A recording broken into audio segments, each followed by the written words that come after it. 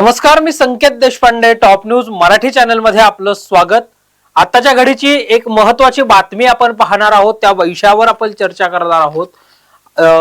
संतोष देशमुख यांची 9 डिसेंबर 2024 ला अमानुषपणे अमानवीय पद्धतीने हत्या करण्यात आली। संतोष देशमुख यांच्या हत्येचे पडसाद हे राज्यभर उमटले। राज्याच्या विधानसभेपासून देशाच्या लोकसभेपर्यंत, संसदेपर्यंत संतोष देशमुख हत्या प्रकरणाचे पडसाद जे आहेत ते उमटल्याचं आपल्याला पाहायला मिळालं। बीड मध्ये मोठा महामोर्चा जो आहे तो देखील झाला। या मोर्चाला संतोष देशमुखांच्या कुटुंबियांसह आष्टी पाटोद्याचे आमदार सुरेश धस, बीडचे आमदार संदीप क्षीरसागर, मनोज जरांगे पाटील, युवराज छत्रपती संभाजीराजे भोसले, नरेंद्र पाटील, अभिमन्यू पवार, ज्योतिविनायक मेटे असे अनेक दिग्गज नेते जे आहेत ते उपस्थित होते। त्यानंतर परभणीमध्ये मोर्चा निघाला आणि त्यानंतर आज पुण्यामध्येही जनाक्रोश मोर्चा निघाला।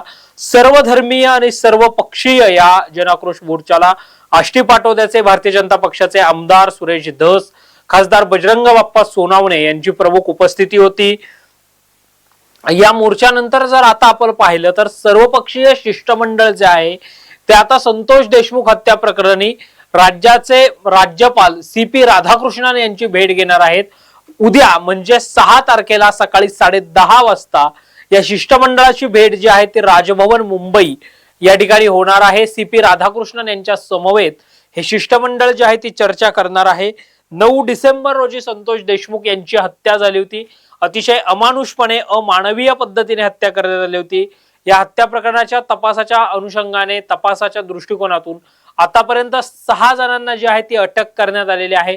मग महेश केदार असेल, प्रतीक घुले असेल, विष्णू चाटे असेल, जयराम चाटे असेल किंवा काल अटक झालेले सुदर्शन घुले आणि सुधीर सांगळे असतील, या दोघांना अटक करण्यात आलेली आहे। आतापर्यंत 6 जण जे आहेत ते अटकेत आहेत। यासोबतच यांना पैसे पुरवल्याचा आरोप ज्याच्यावर आहे त्या डॉक्टर संभाजी वायवसेला देखील अटक जी आहे ती करण्यात आल्याचं पाहायला मिळतं। यासोबतच सिद्धार्थ सोनवणे ज्यांनी आरोपींचं लोकेशन जे आहे ते पुरवलं होतं, आरोपींना संतोष देशमुख यांचं लोकेशन पुरवलं होतं, त्या सिद्धार्थ सोनवणेला देखील अटक झालेली आहे। तपासाच्या दृष्टिकोनातून रोज नवनवीन खुलासे या प्रकरणी समोर येत असताना आता सर्वपक्षीय शिष्टमंडळ जे आहे ते भेटणार आहे CP राधाकृष्णन यांना, जे महाराष्ट्राचे महामहिम राज्यपाल आहेत। एकूण 11 जणांचं हे शिष्टमंडळ आहे। युवराज छत्रपती संभाजीराजे भोसले, महाराष्ट्र स्वराज्य पक्षाचे प्रमुख, माजी राज्यसभा खासदार यांच्या नेतृत्वाखाली हे शिष्टमंडळ जे आहे ते राज्यपाल CP राधाकृष्णन यांना भेटण्यासाठी जाणार आहे। या शिष्टमंडळामध्ये जर आपण प्रामुख्याने पाहिलं तर युवराज छत्रपती संभाजीराजे भोसले, माजी राज्यसभा खासदार आणि महाराष्ट्र स्वराज्य पक्षाचे प्रमुख हे या शिष्टमंडळाचं नेतृत्व करतायत। बीडचे खासदार बजरंग बाप्पा सोनवणे या शिष्टमंडळामध्ये असणार आहेत। कळवा मुंब्र्याचे राष्ट्रवादी काँग्रेस पक्षाचे आमदार, विधानसभेतले राष्ट्रवादी काँग्रेस पार्टी शरदचंद्र पवार पक्षाचे गटनेते जितेंद्र आव्हाड या शिष्टमंडळामध्ये असणार आहेत। विधान परिषदेचे आमदार आणि विधान परिषदेचे विरोधी पक्ष नेते अंबादास दानवे हे या शिष्टमंडळामध्ये आहेत। ब्रह्मपुरी विधानसभा मतदारसंघाचे आमदार, विधानसभेचे माजी विरोधी पक्ष नेते विजय वडेट्टीवार हे या मंत्रिमंडळामध्ये असणार आहेत। बीडचे राष्ट्रवादी काँग्रेस पार्टी शरदचंद्र पवार पक्षाचे आमदार संदीप क्षीरसागर या शिष्टमंडळामध्ये 11 जणांच्या शिष्टमंडळामध्ये आहेत। यासोबतच आष्टी पाटोद्याचे भारतीय जनता पक्षाचे आमदार सुरेश धस हे देखील या मंत्रिमंडळामध्ये आहेत।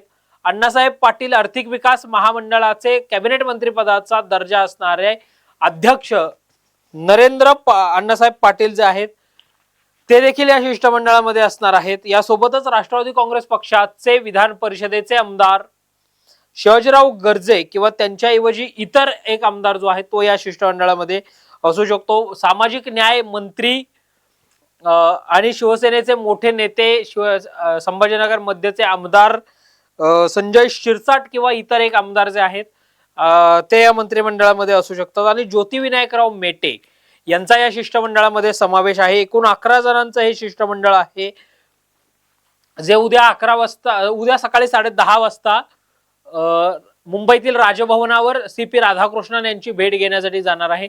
या शिष्टमंडळाच्या भेट जी आहे ती राज्यपालांबरोबर होणार आहे आणि या भेटीनंतर हे शिष्टमंडळ जे आहे ते माध्यमांशी संवाद देखील साधणार आहे पत्रकार परिषदेच्या माध्यमातून। साधारणतः अर्धा तास ही भेट चालेल असं आता तरी बोललं जात आहे।